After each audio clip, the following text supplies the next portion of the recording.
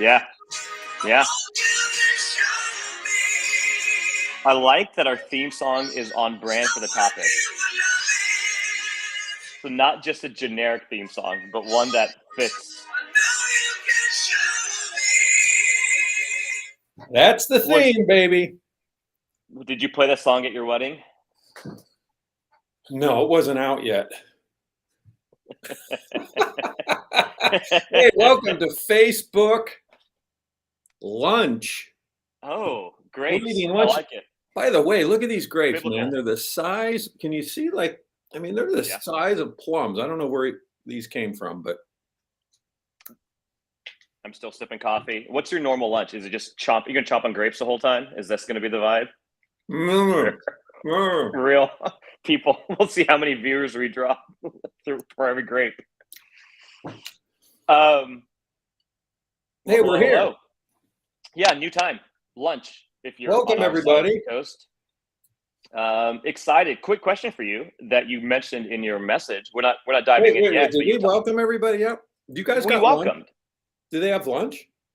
I'm If hoping so, they have here's lunch. the deal. If you're eating lunch, just put a quick little message. Say sandwich, chips, fruit. Yeah. Whatever. Yeah. Turkey sandwich for me. It's for turkey sandwich? Well, you showed the coffee. Sandwich.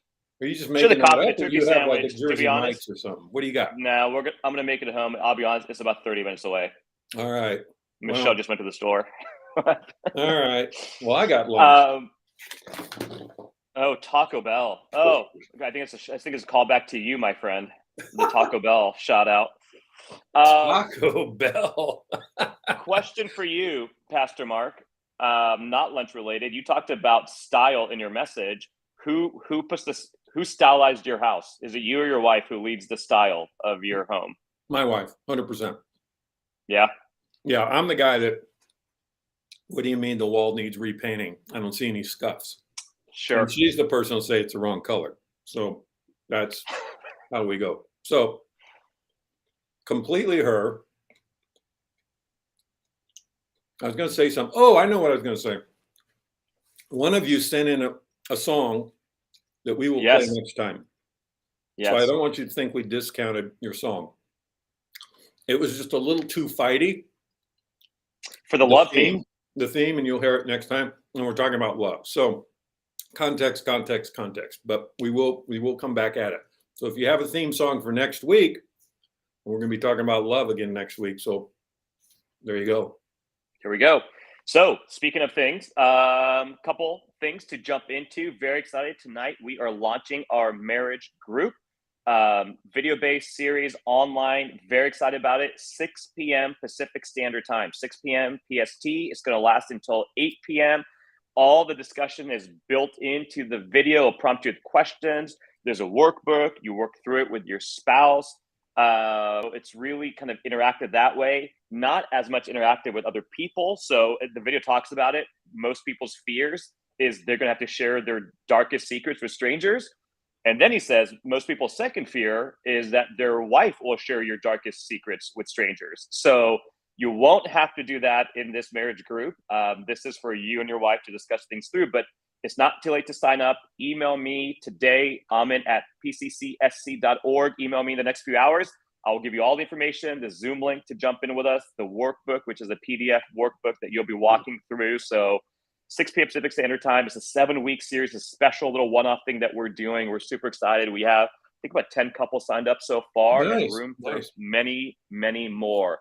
So that's one. Tonight, we begin that.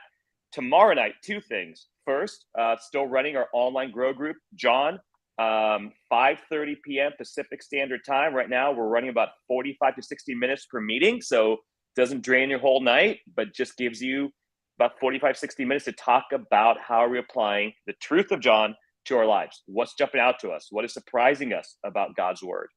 And then at 6:30, we have a special night. Mark, passing the ball to you.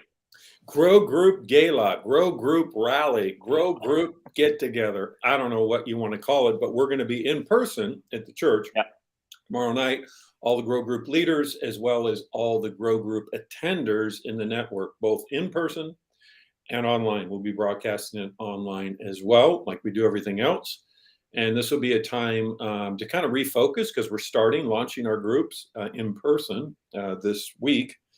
And so just kind of remind ourselves why we're doing this and how to be effective in doing it for this upcoming session. And many of you have been in grow groups for decades, and some of you have never been in a grow group, and there will be something for everybody tomorrow night. So if you are watching online and you do not have a grow group, you can jump into the Wednesday night at 5:30 or watch us at 6:30. It's going to be fully live streamed, just the same way you watch sermons. You click on the link and you'll be able to jump in and participate from 6:30 to 7:30 Pacific Standard Time and just be a part of understanding. If you just have questions, what's a grow group? What do you guys do in there? What a great after that, if you're not in a grow group and you watch tomorrow night and then you want to be in a grow group, send an email to Alman at PCC. Email me.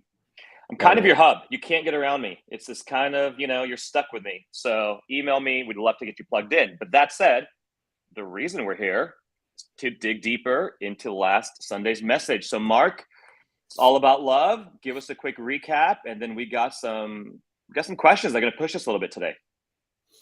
Okay, the topic is love, as we highlighted with the intro song. Okay. And the real key is we want to know what love is. Am I working this entry song? I mean, it is. It is. So, awesome. Because Jesus calls us to love. I mean, a lot of thoughts out there of what it means to be a good Christian, but Jesus summarized it in love God and love one another. That's it. So if you have one goal in your Christian life and you're limited to one goal, it should only be love. The question is, how do you do that? What does that love look like? I want to know what love is, according to Jesus. Did I use the song again? See, it's pretty tight. So Jesus demonstrated what he said was the extent of his love in the final evening with his disciples. They're having a Passover meal together. And it says in verse 2 of John 13, the evening meal was being served. Let me jump. No, let me do this. Okay, I'll give you either the evening meal was being served, and the devil had already prompted Judas Iscariot, son of Simon, to betray Jesus. Jesus knew Father had put all things under his power, and that he had come from God and was returning to God. So he got up from the meal, took off the outer clothing, wrapped a towel around his waist. After that, he poured water into a basin and began to wash his disciples' feet, drying them with a towel that was wrapped around him. So Jesus took the form of a slave. Obviously, the equipment and the supplies were there. He had a towel that he could wrap. He probably didn't bring that with him. There was a basin of water. He didn't bring that with him. So the typical format for the ancient cultures, you go into somebody's house, you wash your feet and move on, or a servant washes your feet. Well, evidently, nobody washed their feet and there was no servant to do it. So while they were eating, so time had gone by, it wasn't going to happen. Jesus took the form of a slave or a servant and washed their feet. And so we talked about, and this was to show the extent of his love. So we talked about this topic of how to love like Jesus, that you can't be viewing yourself above others. You can't be disqualifying people in your sphere I'm not going to love them. I'll love them, but I'm not going to love them. They deserve it. They don't deserve it. Because none of these guys deserved it. In fact, they just had an ego-tripping argument earlier, recorded in Luke's gospel. So this was even more humbling. So we talked about that a little bit. And then, of course, we know the encounter with Peter. Peter, says, no, don't wash my feet. And Jesus said, you got to let me wash your feet or you're going to have no part of me. Okay, then wash my whole body. And then Jesus makes this theological distinction. And the Lord said, Simon Peter replied, not just my feet, but my hands, my head, wash everything. And Jesus answered, a person who has had a bath, which is what Peter just described, needs only to wash his feet. His whole body is clean, and you are clean, though not every one of you. And then he goes on and describes how Judas is not clean. What does clean mean? Forgiven. It means a child of God. He's making a distinction between being saved and walking in obedience. And he's saying, if your body's clean, spiritually speaking, you're good. And Peter, you're good. You're one of mine. But you still got to wash feet, which highlights that obedience is humility. Obedience is this act of serving or loving. And that is the number one priority in the Christian life. Get saved, body clean, and now wash feet, love others. So we talked about how we got to make it our ultimate priority. Sometimes it gets notched down. If we probably just before we talked about this said, how do you know if you're growing in the Lord? Somebody might say, "Oh, Bible study. I need to study my Bible and learn my Bible. Oh, my prayer life, serving at the church. I need to up my giving. I need to go to church more. Whatever." Very few of us would say, "Love. I'm loving better this year than I was last year." Yeah. And that's what we're trying to uncover. Because we all have styles of love. We all have our approach to love, how we express love. But that's our style. What is Jesus' style? And so we just chipped away because we got part 2 this coming up Sunday. Yeah. Love as I've loved. So there's a bit of definition to it. So let's dive in. 2 different points. Let's start on that first one, and this idea of don't view yourself better than others. So having a humility, having a humbleness to us, which again, I think most of us would be like, yeah, I don't walk around thinking I'm better than a bunch of people. That's not really my posture, my heart. And yet our actions can actually press up against that. One of the things that you mentioned is that we live in a very competitive culture, whether that's competitive in our workplaces where we're all trying to get the promotion, we're trying to get the bonuses, we're trying to provide for our families, and we want to take the next step up the rung, which is kind of how we're designed from the very beginning.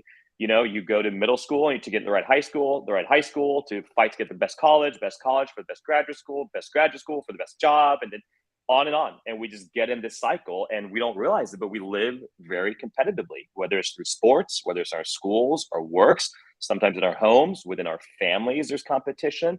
So that can be something that prevents us from seeing others better than ourselves. So how would you push against that, Mark? How do we fight against this competitive culture that surrounds us, no matter where we live in these United States? How do I not fight for my promotion at work? How do I not try to take the next step up the rung? Why wouldn't I do that? Well, probably depends on the situation, but I gave the example of that homeless guy, which is, to your point when we were talking earlier, it's a little bit of an extreme example. In my example, I think I was being competitive with everybody in that bar because I wanted the table. Looking out for yourself. There you go. And would I be willing, I'm going to make it up, if a couple ladies were standing to say, "Hey, take my table," that I fought for, that I finally got, that was a diamond in the rough. That would be considering them. How would I feel if I'm standing at the bar, and if they're older ladies, maybe, they don't have quite the strength and the energy and they need to rest. And how would I want to be treated being older, not having the energy, that kind of thing. So I think it's smaller than, it's smaller than, helping the homeless. Okay. That's extreme. And it's got its trappings, danger. We were talking earlier with Shelby, what if you're feeling, risky, do you got to pack weapons to love, whatever. Okay. So maybe there's certain things that, but that's what we often do. We often go to the extreme, but extremes. Yeah, but what about, and then we cut somebody off at the light, try to get in front of them and whatever, so I think before we talk about if we do this right, we're going to lose our job or our promotion. I think there are probably a lot of steps before you get to that corner office with your boss that you can be loving people with, that we're not. For me, I'll just myself. No, and I think it's one of the essential growth points, and one of the things that was really when I first kind of started reshifting my thinking that was really instrumental in me growing and maturing as a Christian, which obviously I have miles to go. But one of the things that helped was just it's that daily obedience. And we talked about it, it's that daily obedience. It's these small little things. Because if you do the small things well, then the big things will unfold in the right way. Like you'll be able to make the right decisions. But I think most of us are, I'll go back to myself. Oh, if something big happens, if I see a homeless guy falling over, I will run and help him. Okay, you think you're going to handle the extreme thing well, and you say focus on the extreme thing. Like you said, you're missing the daily opportunities to put others before yourself. So how do we practically do it? Well, we start with all the little things.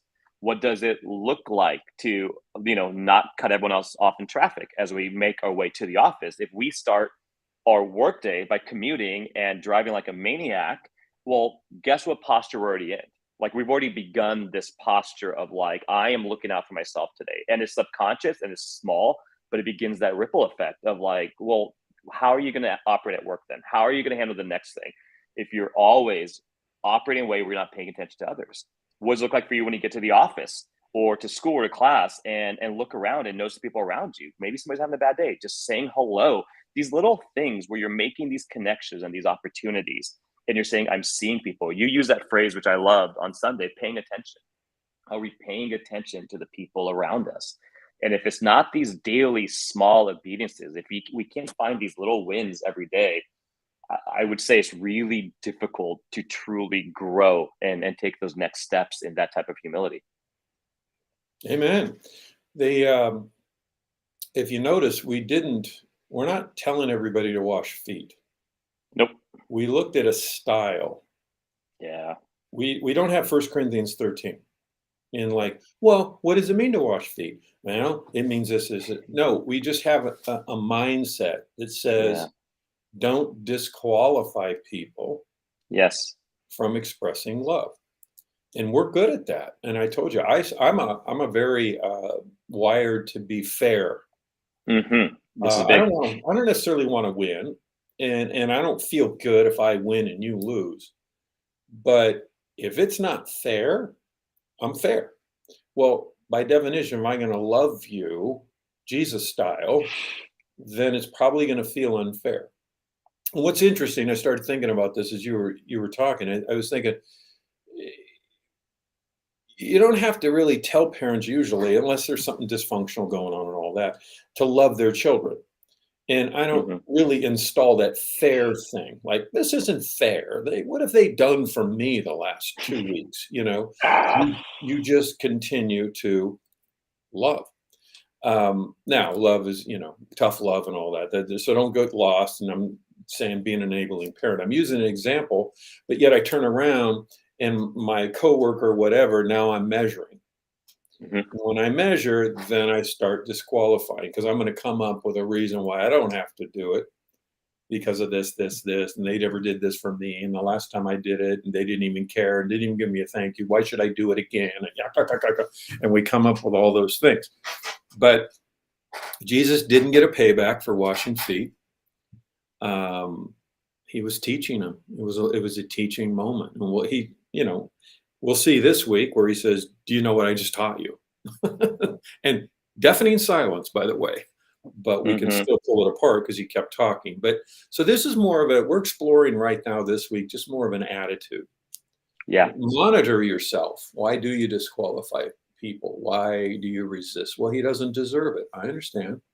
We celebrate forgiveness where we don't deserve. So what is going on with me? So I think paying attention is a big thing, not only people around you, but pay attention to yourself. Yeah. What's going on in the struggle? I don't know. No, I love that, and it'll connect to this next part I want to talk about. But I think I love that example because that's so true for myself as well. There are, this is gonna sound weird and braggy. There are a lot of people that would consider me somebody that really will serve and sacrifice for others. But those people are the ones that have served and sacrificed for me. So I am very generous. I will go way out of my way for people if I've received that from them, if I know we're on the same wavelength.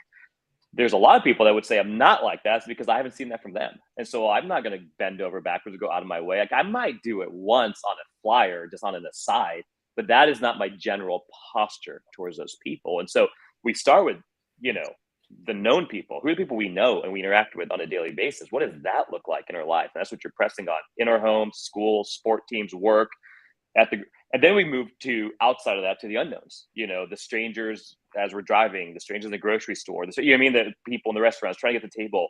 Now you elevate to that level. What does it look like to be of service? And you mentioned one of the conflicts that we can press upon is that competitive culture. I think that's the big one. The second one you mentioned is a fairness, like this doesn't feel right. This doesn't seem fair. And the third one that you teased kind of in your story, in that example of your wife stopping and pausing and you rushing forward, I would say one of the things that for me presses against my ability to pay attention and be of service is my hurriedness. I Yeah. think we live in a very hurried culture. And the minute I begin operating in a place where I'm very hurried, which I'm very guilty of, I easily lose sight of people. It's happened to me time and time again. It's one of the things to be honest, I've worked really hard to try to grow in this last year or two. Is am I paying attention? When I come to the office, am I paying attention? Am I so hurried from the commute and this and that I can just blow through people? Mm. And whether that's people I know or strangers, I do it in my home to Michelle. If we're rushing out the door, we're supposed to hit yesterday, leaving for the Dodger game, 5:15 out the door, and I'm rushed out. And I'm sitting outside in the car at 5:15. I'm like, where is she? And she's meanwhile getting things that I forgot because I'm hurried, I'm rushed, and Mm. I'm not paying attention to what's happening around me. So Mm. I think those are three things that we internally need to, I would say, examine in ourselves: is the competitiveness in us, the fairness in us, and our general hurriedness. Mm. How do we begin pushing back against some of those things in our own hearts to then become the type of people I think Jesus asked us to step into? Mm. Good word. Yeah, the hurried thing. It's interesting. I was at a funeral before we came on here. Mm, It was a somebody at the church's parents. mm, The mother passed, and she's Catholic, and so it was a mass, and sitting in the audience, and right in front of me are two nuns sitting. Well, mm, sitting, standing. You do both a lot, but um, and I was just sitting there for saying whatever. The whole thing went for about 45 minutes, but I started processing that. Start thinking, wow, they made a decision one day not to get married, not to have a family. I wonder what that was like. And then here they are. They were older. Here they are in their, older age. I'd say they're in their, 70s, late 60s, yeah, early 70s, maybe even older. What's their journey been like? Where have they done any, and then they were two together and there was a time to recite the Lord's Prayer and they held hands and had a hand up and held hands. And I thought, wow, I wonder what they're. So then when it came time to, you greet people at the end, peace be with you, peace be with yeah, you. I found myself looking in their eyes and I waved to them and they were a couple rows in front, but I waved. I was connected because I had time. yeah, I would never enter that headspace. Well, never. I'm prone to, like you, move on. Oh, there they are. Yeah. Oh, black habit. No, white, interesting dress. Move on. yeah, But I was forced to just sit there for like 40 minutes, and they were just right in front of me. And so I do think that piece of slowing down, uh, mm, you know, being present, and we've practiced that a few times at PCC in silence. Try being quiet for 2-3 minutes. See how that works for you. How your mind's racing, those kind of things. But the more we slow down and see people, we don't see pawns. We don't see projects. We see people who all have a story, who all have a history, who all have yeah. pains, wants, needs, and desires of every human being. Um, I think then we'll probably do a better job of loving. Yeah, and one of I mean, you leaned into the church aspect, and whether PCC is your home church or you're viewing online, but just this idea that the church should be, an example of this. And again, we see it through the Gospels. We're not trying to invent something. Jesus often withdrew, went towards solitude, crowds of people looking for him, disciples saying, "Where are you? Where'd you go? Why'd you disappear? There's so much things to do." And Jesus like, pause, take a Yep. moment. I'm going to see the one person. I'm going to move towards this. I'm going to operate. at the right healthy pace. Yeah, And you don't ever picture like Jesus going, come on, let's go. Peter, frantic. what's No, up? You get Jesus up in front, you're lagging again. You always never frantic. No. And then you think, okay, what does, if you've been in churches, what does a normal Sunday look like as people are rushing in, you're 10, 15 minutes late and not going into that, but like, there's always things that happen on a given Sunday. But like, if our general thing is we're blowing in and blowing out and rushing to this and rushing to that, at some point there has to be a pause. And I had a pastor once, kind of challenge us as a church saying, as you walk in, are you prepared to meet with God? Or are you blowing in, sitting down, and you're like, I don't want to get anything out today? Sure, I wouldn't either if I am halfway in and halfway out and my mind's a million different places. And but man, what does it look like to be prepared to meet with God, prepared to meet with others, take that pause? One of the things I was counseled in my life was, in the workplace before a meeting, like you're about to walk in and go to meet with other people, take 15 seconds to just pause and pray and just notice over time how you enter those rooms differently and how that looks. But the hurdness, I think, can be, if we can start pushing back up against that, I think we'd be surprised at the difference it could make in our daily interactions. Yep. Jesus walked on water. He didn't run. Can we put that on a t-shirt somewhere or coffee mug? Let me ask you, would you walk? I would be sprinting. Well, I would do one or the other. I would sprint, or I would do what Peter did, which is take a step and be like, holy moly, this isn't working, and I'm gonna fall apart here pretty quickly. I think that's but yeah, I mean, and I appreciate the comments coming in, just kind of, I think, resonating with this, that stillness, what stillness does, what the peace we find in the midst of stillness, how that is a way to begin leaning into others. So thank you for the comments coming in, and I'm glad it's resonating, that reality. And even today, we can find that. But you and I don't have that kind of time.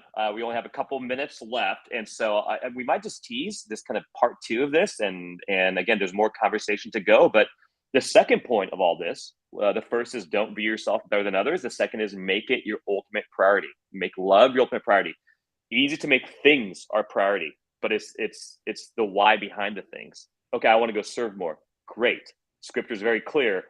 What is the posture of our heart that is driving us towards that? Because that's what makes a difference. It's not the what, it's the how. It's the heart behind it. So is it love motivating us to do these things? Because then that changes everything. And so I think that's a big topic. I'm guessing we're going to press more to that next week as well. But just this idea of, what does a lifestyle love look like? How is our motivation moving towards love? Even, again, today's a lot about self-examining, looking at the things we do, even the good things we do, and saying, what's motivating us towards that? Because if it's all this external stuff, I think we all can admit we're going to burn out. It's going to fade away. It's not going to last.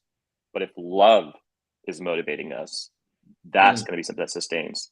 And it's on the go, right? I mean, a lot of us will say, well, what's really important for my walk is my quiet time. And so we got to put aside a time a day. Well, that's important, but the quiet time is to help you grow in loving others Jesus style. It's not the end game. It's transitional. So before you do your quiet time, ask and answer the question, how have I loved people today? How have I grown? Who has ticked me off? Why does that tick me off? How is that preventing me from love? Am I elevating myself above? All these stylistic things, bringing it back to the priority. And you can do it on the way, right? It's not, I'm going to set aside time to love people today. It's as you go. And so the real challenge here is just a mindset for everybody. Not a lot of detail work, just more of a lot of heart work, motivation work, seeing others, taking time, as we talked about, to see others. How have I let other spiritual things creep in as a priority above this? Because as we saw Paul rebuke people, if I prophesy, if I have knowledge, if I have faith, all these things, and I have not love, it isn't worth the thing. So it's more of the adjustment week. This week we'll get into a few more practicals of what it looks like, but I think this is a lot of heart work this week. I love it. And I love it. A couple of people in the comments talk about the preparation has helped them, being prepared, even towards the issue of those experiencing homelessness, being prepared, having things you could quickly hand to someone you've already made the decision. And the minute you are prepared, you start noticing and you start paying attention. Oh, there's somebody I can give this back to. There's somebody. And it's just against that mindset of getting our hearts to places of examining, preparation, and seeing the difference they can make. But we're going to stop there. We've hit 30 minutes. It's 1 o'clock. Time to get back to whatever we're doing. Lunch, work, home, sleep, nap, whatever it takes, grapes. But we thank you again. Marriage Group tonight. We're launching it week 1, 6 p.m. Pacific Standard Time. Not too late to join. Email me, amin@pccsc.org. We'll send you the workbook, the Zoom link to join us. And tomorrow, 2 things happening. First is our online grow group, 5:30 p.m. Pacific Standard Time. Book of John. We go for about an hour, a little less than that.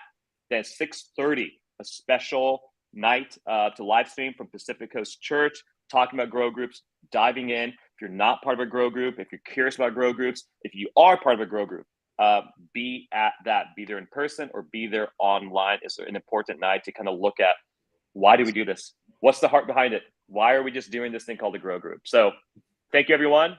12:30. We'll see you next week.